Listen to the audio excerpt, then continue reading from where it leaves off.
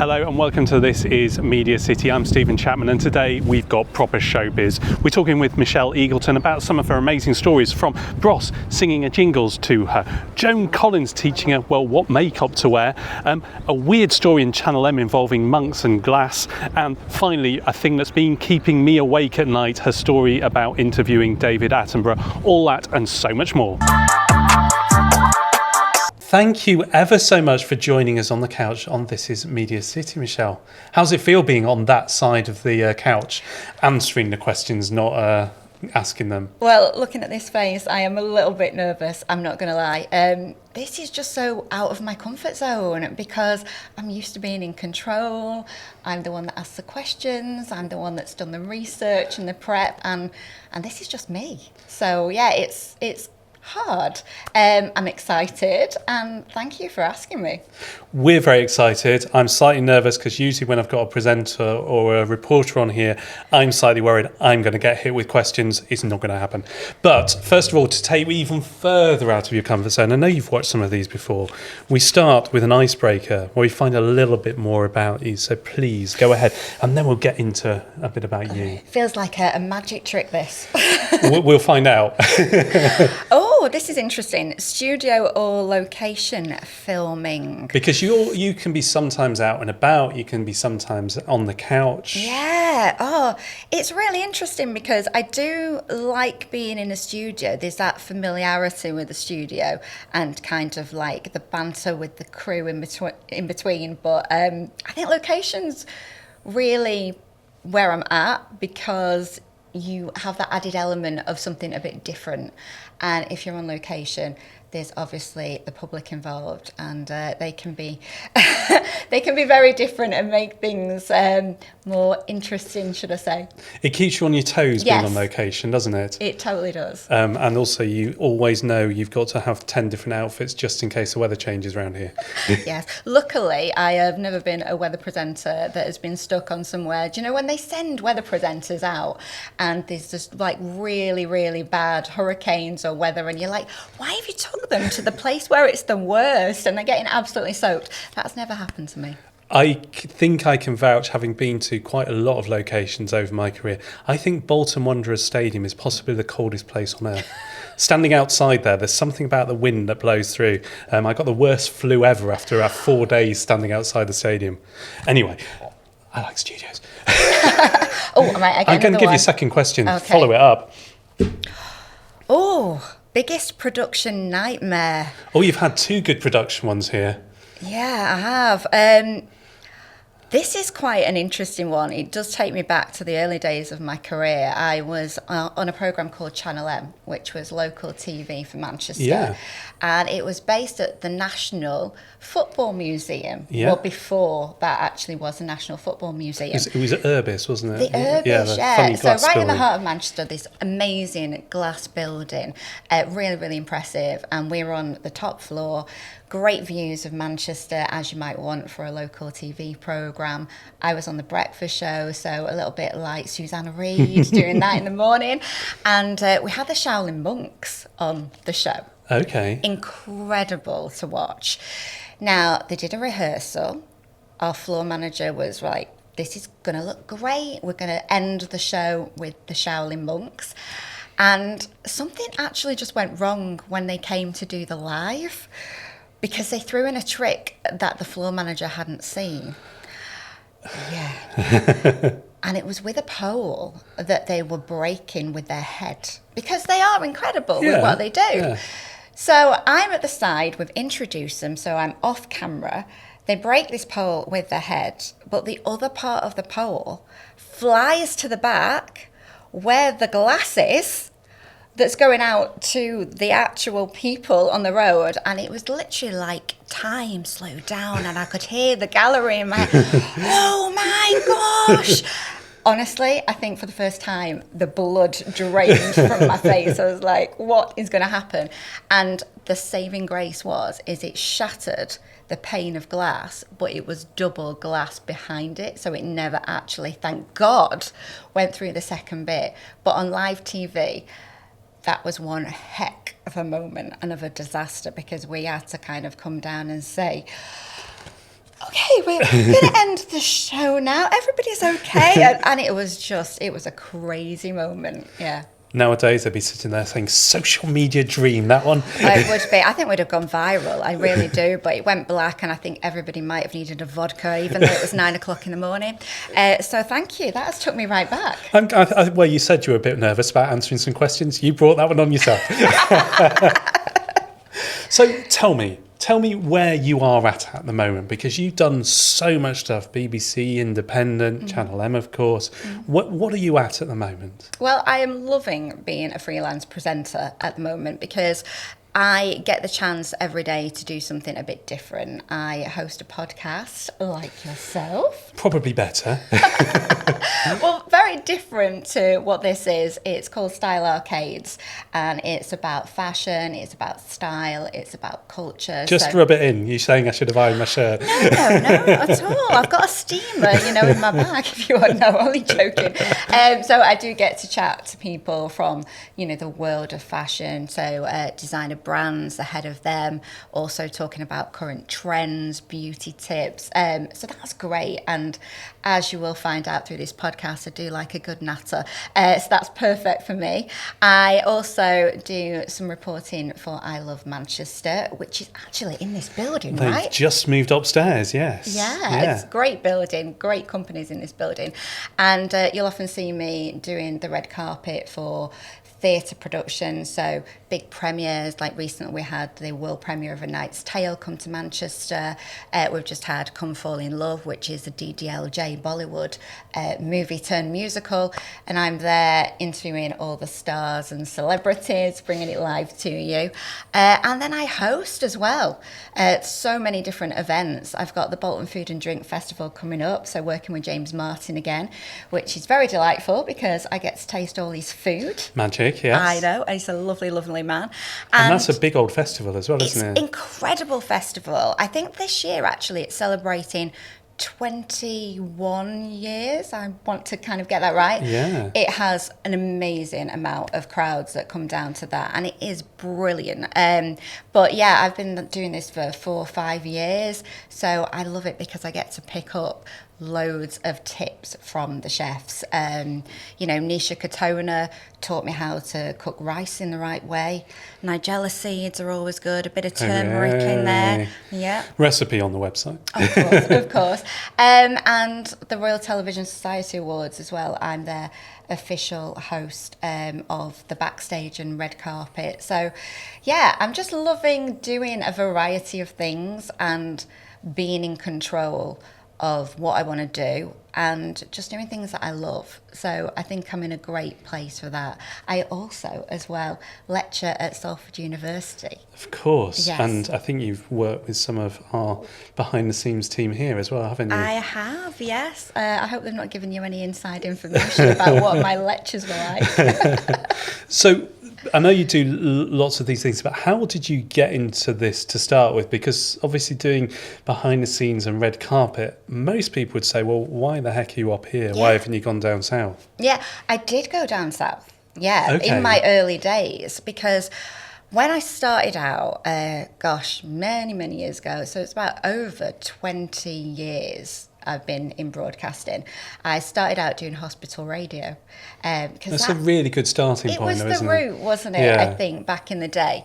And I was known as the matron of the musicals, born with jazz hands in the air. And I saw, it was actually an advertisement in The Guardian on a Monday in the media section asking for a showbiz reporter for ITN Radio, which was called Independent Radio News. Yeah. So I was a bit plucky and I thought, you know what? I'm going to apply. I've done hospital radio. At that time, I think I was doing some shifts for BBC Radio Manchester, covering theatre. So I thought, I can do this. This is my bag. I sent them a certificate off with my CV, just to try and stand out, saying I am Miss Showbiz, that's to certify. And they must have liked it, and they ended up inviting me. And lo and behold, I got the job. I think it was because on the second interview, they sent me out around London just to trial me out and see what I was like doing some entertainment reporting. And lo and behold, they asked me to interview Steve Coogan. Oh, well, that makes it easier a little bit, doesn't It was brilliant. it? You know, the whole Manchester thing, the banter, having a laugh with him. And yes, I moved down south for that job because there was nothing really up here that I could kind of get that type of role. So in London, obviously, I was doing like the red carpet at the Odeon, Leicester Square. So, you know, all the big premieres there. I was the person that you see in Notting Hill that Hugh Grant takes off, the Hare and Hounds person, where I'd go and do these things called junkets, where you go in a hotel and get holed up in that hotel with lots of A-list celebrities and interview them for just 5 minutes. But that was a different world. Today, you don't have to, because of things like MediaCity, go down south, because I am a big northerner. I absolutely love the north, and I think, you know, London's great, but I do like to dip in and dip out of it. How did you find it? I'm trying to ask this in a nice way. And how did you find it? Because one of the things that back in that time, northern accents weren't really seen as the thing to have on the radio. IRN, it did supply all the independent local radio stations, didn't it? So stations across the UK. It did have to have that diversity of voice and stuff like that. But did you find any kind of kickback because you were not a southerner? Oh yeah, I had to have lessons. I had RP lessons. Really? Yeah, literally. They had someone come in every week and just try and work on losing my accent, which now I look back and I go, wow, how things have changed. And now we champion accents. And there is that richness and the diversity that you get. But back then, I was rather posh. I was, doing the whole good RP, trying to get rid of the old Manchester twang, as it were. How did that feel, being asked to do that? Because I fortunately, because I usually behind the camera, nobody's ever talked to me about accents and stuff. But what's it feel like when someone says, I think we need to tone your voice down? Or... Do you know what? I think it did knock my confidence in the early days. And especially as well, it wasn't just the RP accent. I think with women broadcasters, especially at that time, it was, let's deepen your voice. Okay. Take it down a notch, because my voice is kind of maybe a bit higher. And it was very much like, oh, can you just be a bit deeper sounding? Maybe a little bit like that. So, I think when you're trying to be you, but then somebody else is trying to change you, it can be hard. But again, I think I'm used to getting, you know, constructive feedback like that and being asked to change, because I did start out my career as an actress. Oh, do you know what? The next question is coming up, so it might be a bit easier for you because you started out acting, didn't you? Yeah, and you know, so you're used to directors going, can we just tweak this? Can we just change it? Can we just work on it? If going back to the jazz hands, I did come out of the womb wanting to perform, and I started off from the age of, say, 5, 6, doing plays. I got involved with Oldham Theatre Workshop, which I think people in the area and of a certain age will know. So many of the Coronation Street gang came from Oldham Theatre Workshop. It was such a good grounding. It was free to attend, which was brilliant.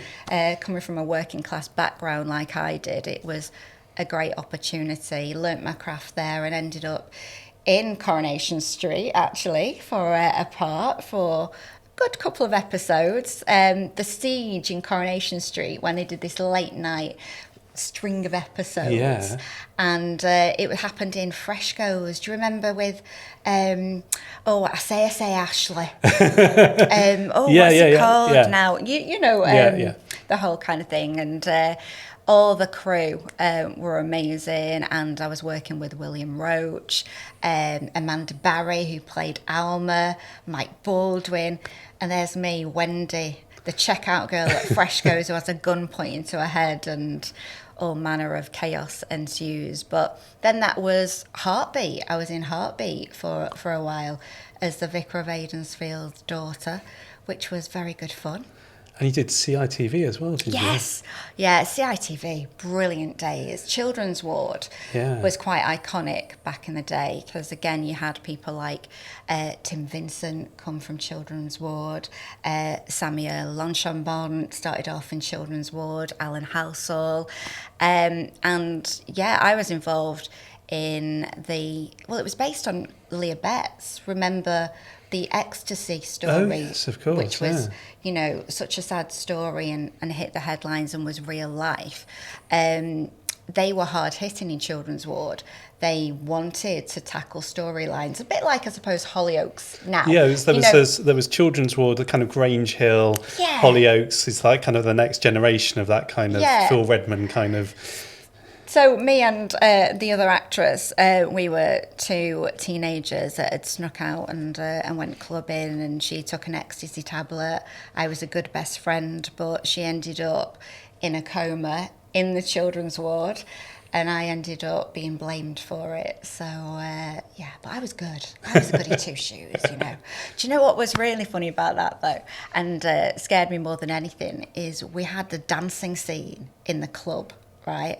And obviously I was of an age where I hadn't really been clubbing and I wasn't very cool. And when you're filming something like that, they actually turn the music off. Yeah, it's like a silent disco, isn't it, for audio stuff? And the track, I remember to this day, was Born Slippy, Underworld, which is a very cool track. Yeah.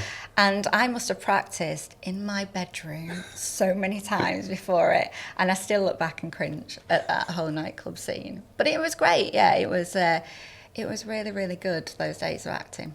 So what took you from because, I mean, obviously there's a strand, isn't there? We're going to the red carpets, but what took you from the acting, or is acting that's still somewhere in the back of your mind somewhere, or have you kind of, what moved you from there to journalism, I suppose? I would never say no. And I do get a buzz when I am on the stage. Recently I've been doing audience widths in theatres, which have been amazing because I get to go into the dressing rooms of theatres and then I'm on the stage getting that buzz that I used to with the acting, but I don't know. I don't know if I'd go back fully. I really enjoy what I'm doing now, but what changed, I suppose, and what made me make the move is it is such a difficult industry, acting. There's so many rejections.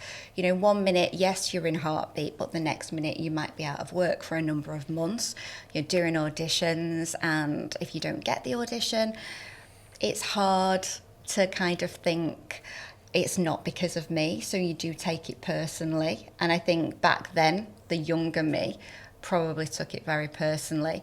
And there was particularly when you could turn on the TV and see who they chose. Well, the defining moment for me, Stephen, in it is I did an audition for Dinner Ladies, Victoria Wood. Yeah. I didn't just do one audition. I did a series of auditions. Okay. And I was closer and closer. Tantalisingly so, yeah. And it was between me and Maxine Peake for Twinkle. Oh, wow, okay. In Dinner Ladies, I read with Victoria Wood, which I look back on with so much fondness. I mean, what an incredible moment to be with such an icon. A legend, yeah. Yeah. And Maxine got it, rightly so, because she is just a powerhouse. And what she has gone on to do is amazing. But I think after that, it did crush me for a while. And I just thought, I don't know if I can take it. And then my mum said, do you know what? You were always great at kind of writing and doing things. You did a bit of hospital radio. Why don't you kind of go and train? And I got my degree in journalism and broadcasting, and I never looked back. Did you do the degree here? Yeah. Yes. At the University of Salford. Yeah. So it has been full circle when I go and lecture. And I think that's great because, I've been in those students' shoes. And also, the fact that I work there now part-time and lecture, it's great because the other stuff that I do, again, makes me current. I am in the industry, so I think I can impart the knowledge of this is what it is like on a day-to-day basis, and I think there's nothing like that when you're teaching them, but you're also kind of hoping to give them that advice so maybe they don't make the mistakes that you make, or you can give them a little bit more guidance to get the job. And does it help that you've probably, it may have hindered to start with, but does it help coming from a different background? Yeah, absolutely. I am such a firm believer in, do you know what, if you want it, do it. And also I think nowadays as well, if something isn't there and you want to do it, create it. We are in an age where we can create our own show online. We can be our own content creator now, get yourself out there. But yeah, I think coming from the acting world and then moving into presenting, especially the area that I go in, I think that helped me because I did lean towards the entertainment and the theatre, but because I'd seen it on the other side, it felt like I knew where they're coming from. When I'm interviewing actors, directors, producers, I've still got that grounding that I had back then and know how it all works. I could do hard news, and, I remember one of my first jobs going out of it, I think I was doing a bit for Granada Reports, and they sent me out to cover some, tragedy.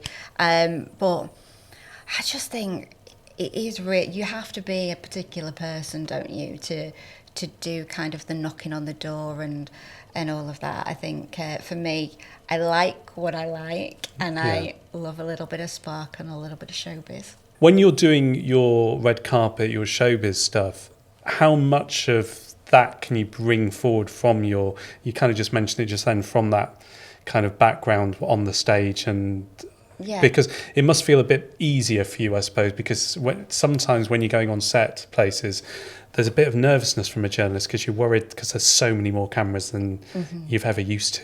I love it. I do. That's where I thrive if it's a red carpet, because I just like that immediacy. I love live anyway, because you never know what's going to happen. And I think that does come from doing shows, theatre shows, doing the performing, because it's that adrenaline rush. And I just feel quite at home because I'm used to ad-libbing, because you would as a performer. Things like if I'm doing research, I feel like I can remember all the stuff. If somebody said to me, do a piece to camera now and here's, a paragraph, they always go, how did you do that? How did you do that in like one take? And it's like, and I think that just comes from the acting, and I've still kind of got that and that performance that you put on. But I think there is a bit more of a performance when you are doing entertainment reporting, because you need to bring that energy, because you want that energy from the person that you're talking to. And sometimes it can be hard, because I've interviewed actors before that are amazing at their craft, but then when you interview them, they are quite difficult to interview because they don't feel comfortable. Maybe it's a bit like myself. No, not at all. The interesting thing sometimes with actors is they're brilliant with a script in front of them, but when you take the script away, you realise, oh, okay, they are a blank space that they fill with acting skills. Absolutely. And I think Robert De Niro is one of those. He avoids a lot of interviews, and I mean, he is an incredible actor, but you sit him down and he feels a little bit awkward and a little bit intimidated. The other thing I was going to say from actors, because I've worked with, I think it was Gemma Atkinson, who was another, we did one of her presenting jobs many years ago for a Teenage Cancer Trust, and you give them a script and she just memorised it and went, okay, boom, straight to camera, off. And I was like, oh my goodness, I wish I had that skill. Yeah, I know. And you don't tend to lose that as well. As I say, I left the acting world probably when I was about mid-20s, and I still feel like I could kind of learn a whole script and just go out there. You've interviewed lots of famous people over the time. I'm not going to ask who was the worst. I might do. It depends how we go. But who are the ones that kind of stood out for you in this? Because whether it's on the red carpet, whether it's a sit down or... I think for me, it will always be, up to now, Dame Joan Collins, because I got to do a full hour with her. It was an audience with on stage, and she's an icon. a legend. And she just brought it. She was everything that you expected her to be and more. I bet the stories she's got. Incredible stories. So she was talking about partying with James Dean, giving advice to Marilyn Monroe to stay away from the men in Hollywood and the casting couch. And I was like, this woman has just had such a rich career.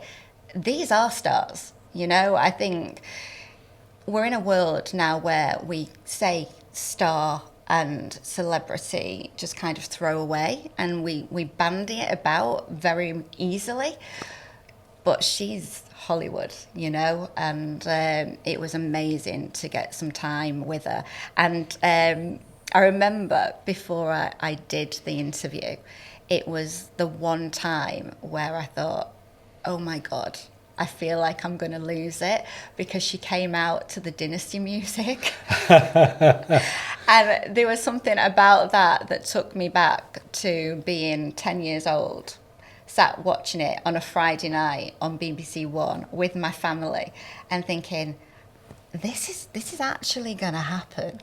I'm actually interviewing Joan Collins, Alexis, you know? And then I had to forget that and just kind of go, right, let's do this. And we had a great chat. She had some great banter with me. The audience absolutely loved her, because she did have those diva moments in it. Not to me, but she was just kind of, oh, darling, yes, absolutely. Although there was one part in it where she just looked at me and she was like, I thought, what's she doing? And she's going, what are you wearing? And I'm going, I've just got these trousers suit on. And she's like, nude. Why are you wearing a nude lipstick? I mean, you're blonde. You should be wearing red lipstick. You know, no, don't be wearing that. And I was just like, okay. And I just turned to the audience and went, if Dame Joan Collins says to wear red lipstick, I'm going out straight after this and I'm buying some red lipstick, and I did. And thank you very much, Joan. It does look nice on my lips. There's fashion advice that you can follow, isn't it? Yeah, no, it was incredible. So I felt very lucky. I think there's also been times where it's your childhood kind of heroes and crushes. Matt Goss, for me, I was a brossette. Cross, yeah. I had the Grolsch bottle things on my shoes. If you know, I'm aging myself here. Yeah. That I can remember that time. Yeah. And you know, sitting across from Matt Goss and him getting out his guitar and doing me a jingle for the radio show that I was on, and he was like, "You're listening to Showbiz Shelton." I'm going, is this really happening? Is this happening right now? So yeah, I'm lucky to have those moments and meet these people. And you've got to remember that sometimes, because when you're in it, you have to be professional.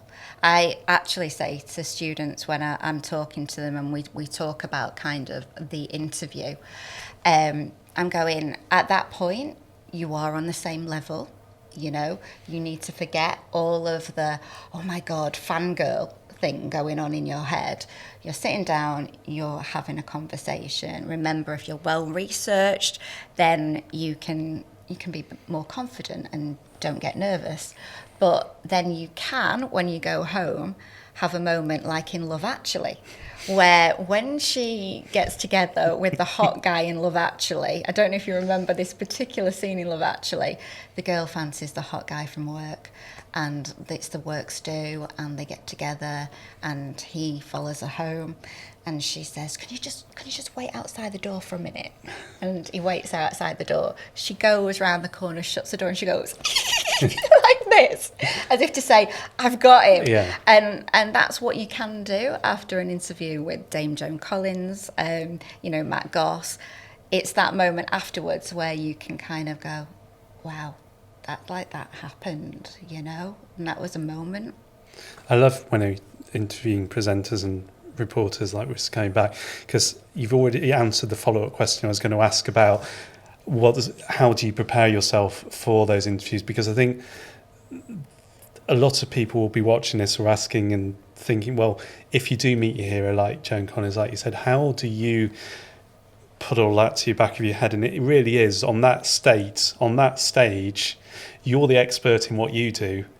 She's the expert in what she does, and you've got to. If you start kind of looking up to this icon too much, then the interview will be awful, and it'll be bad for both of you. Definitely, because nobody wants, somebody that's just kind of saying how great that person is all the time, because it's not interesting for the person that's just being interviewed, and it's not great for the person who's watching at home. But I'm going to tell you something now that I have never actually said publicly. Okay. I have said to my students, and it was the best learning that I had in my early stages of career about interviewing. I got sent at the age of 21 to interview Sir David Attenborough. At the age of 21? At the age of 21.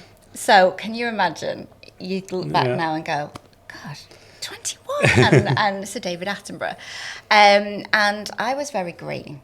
I'd come obviously from the world of acting, and I was kind of very, very new into this whole journalism and doing all the job things. And I remember I just read the press release that I was given before I went to his house. Okay. I went to his house, and I'm armed with a press release that said Sir David Attenborough's latest wildlife programme is going to be out on DVD. That was why the interview was taking place. My boss had said, we've got loads of archives there, because this was when we didn't really have kind of the whole internet and, like we can do now at our fingertips. And I was like, I don't know if I can be bothered going through the cuttings. And you know what? I'm not really interested in wildlife. I really, really love Jurassic Park. And if it was his brother, that would be so cool. Richard Attenborough, I mean, wow. So I'm going off to St. John's Wood, where he lived at the time, and thinking, yeah, it's okay. I mean, come on. Really did not know the enormity of it. I knock on his door. The wonderful woman of the house opened it up, his maid or whatever who was looking after him. She leads me into his front room. There's a lovely silver service tea set, gorgeous set, how you would imagine this house to be like. And he makes his entrance, comes in, he sits down next to me. Hello. So, you've got a DVD coming out on the 12th of June. And he went, I think you'll find it's the 5th of June. Right. So first off, I've got that wrong. And obviously this is not going to a good start. No. And then I'm like, so how's your brother? And I'm like, oh yeah. So his movies are fantastic. And I'm literally thinking, I do not know where to go with this, because I had nothing. I had no ammunition. Yeah. I hadn't even seen the DVD at all. I think it lasted 5 minutes and I was ushered out of his house. Wow. I know. And he, as well as being a famous wildlife person, he was also former controller of BBC, wasn't he? Incredible! I mean, thing is though, I didn't know that at the time because I hadn't done my research.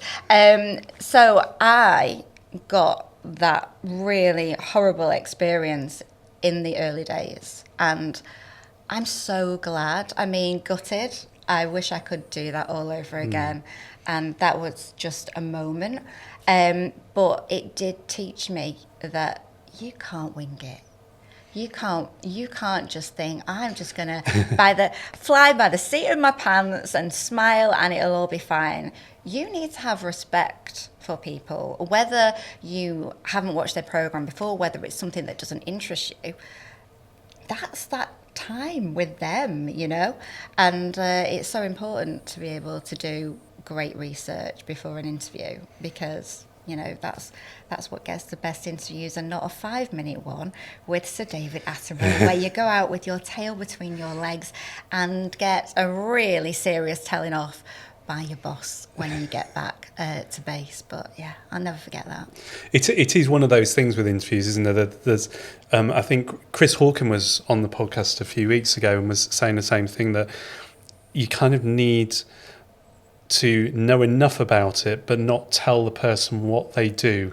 Ask the question, don't tell them what you want them to answer. Yeah. And I think you also need to be so well researched that you can relax, so that it is a conversation, so that you're listening, and that's the key to doing a great interview, is listening to what the person's saying, not thinking, what's my next question? So you're not hearing, because they could say a gem of an answer, and if you haven't listened and your head's still thinking about, what am I going to ask them next, or what's next on my list, then you might miss something really golden.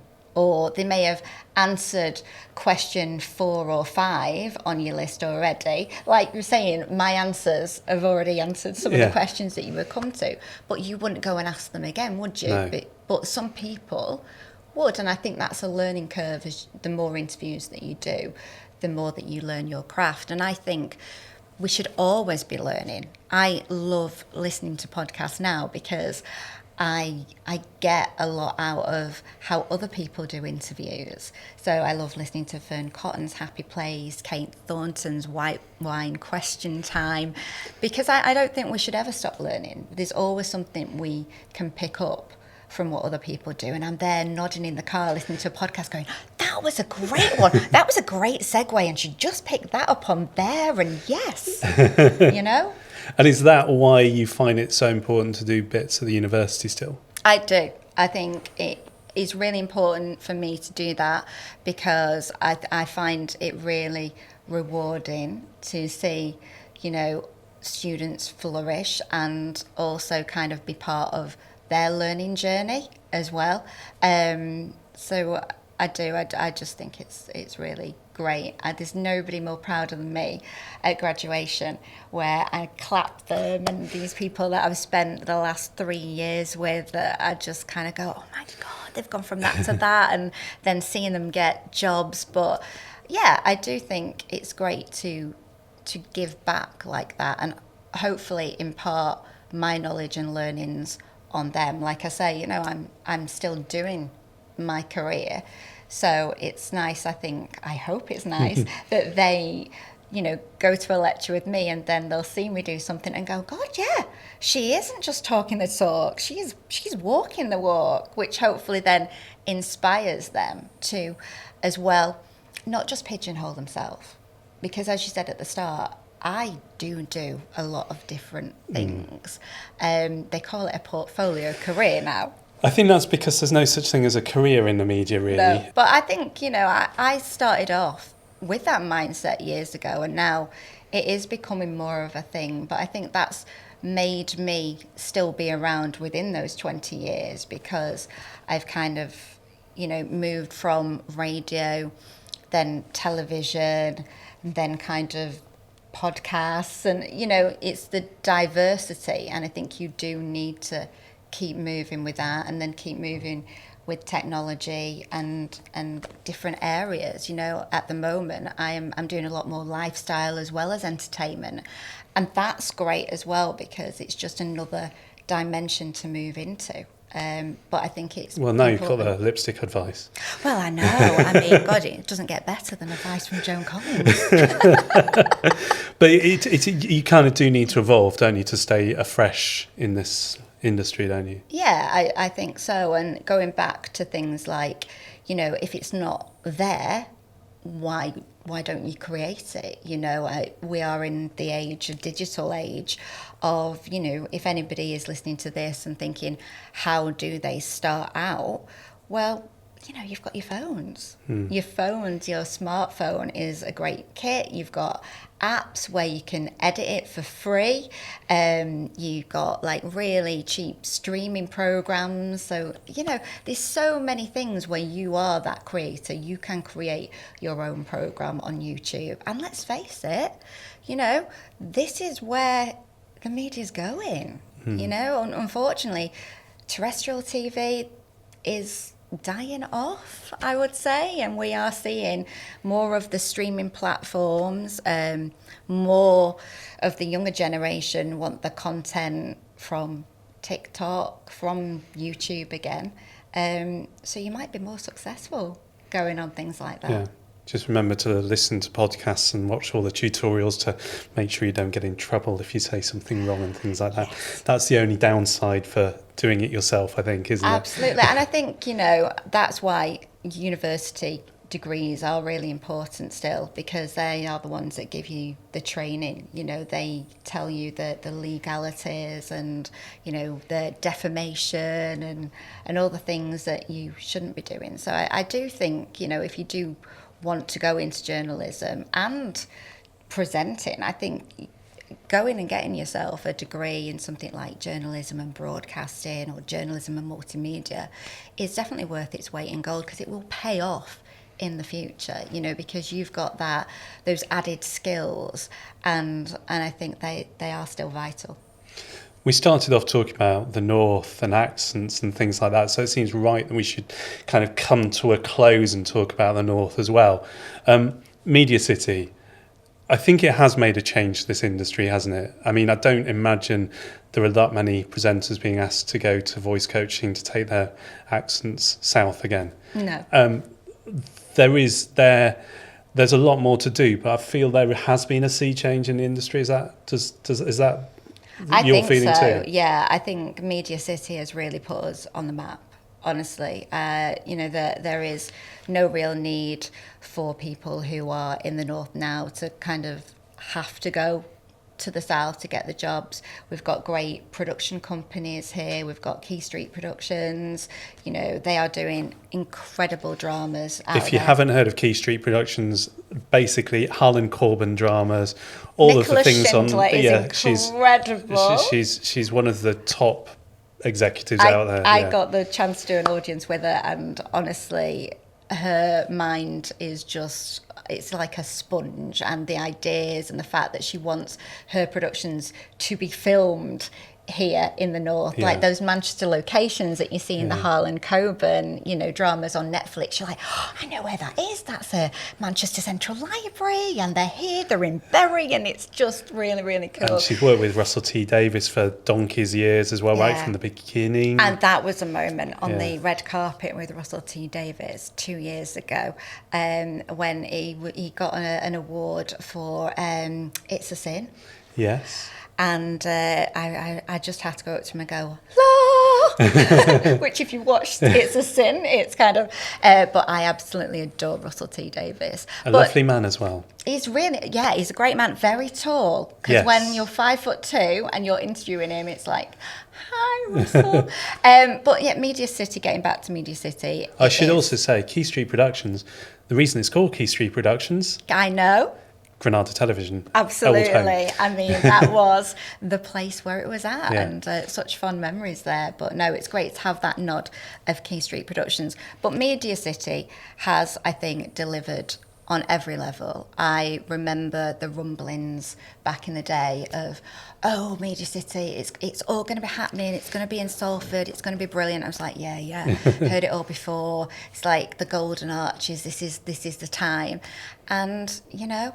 It did, and I love the fact that, you know, you can be in MediaCity and you can see kind of the Prime Minister going through the doors of the BBC. You'll never get him on the couch on breakfast.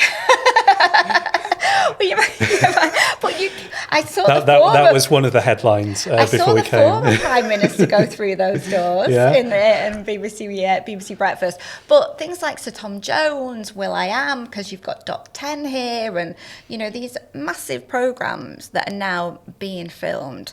I think it's great because honestly, the North is where it's at. It's always where my heart will be. And it's amazing for the future generation that is coming up to know you don't have to change. You just need to be you. And I think that's brilliant. The authenticity is what it's about, you know. So what's next for you? Oh gosh, what is next for me? Well, I do the podcast every month, so Give it a shout out. You may Shout as well. out. Style Arcades. And on all good platforms. It is Amazon, Apple, Spotify, YouTube. So yeah, do look out for that, especially if you do like your fashion, if you like a bit of culture. I've got the Royal Television Society Awards coming up. That's going to be happening in November. I'm also wanting to do some more audience wids, so that is next on my list because they've gone down really, really well on the stage. I did one with Dame Maureen Lipman as well recently. So I have got my eye on a few potential There's a big guests. list of wants coming through. I know. I think I'm actually starting to think, do you have to be a dame to actually talk to me on stage? So yeah, I'm really loving David Attenborough. Maybe I should get him back. I think, that would be a real full circle moment, wouldn't it? Yeah. But that's what's happening for me right now. I'd love to do a bit more on Morning Live. I did dip my toe into BBC's Morning Live and really enjoyed the team there. So if they're listening, just knock on my door again, I am here and I'm ready. Thank you. How was that? Was that okay being on that side of the couch, or you managed to get away with it? I think I did. Yeah, I mean, there was a nice bit of vodka in that glass that I should have took a big gulp out of. No, I absolutely loved it. Thank you so much. Well, thank you ever so much for appearing on This Is Media City. Obviously, we are a weekly podcast. This Is Media City is produced by 39 Pictures in association with Media City and in partnership with the University of Salford, and as well as a graduate on the couch. We also have some freelance graduates behind the scenes putting it all together. So please remember to like, subscribe, comment on all of the good podcast platforms, and we shall see you next week. The production team are Meg Bond, Tegan Easton, Akila Hewitt and James Young.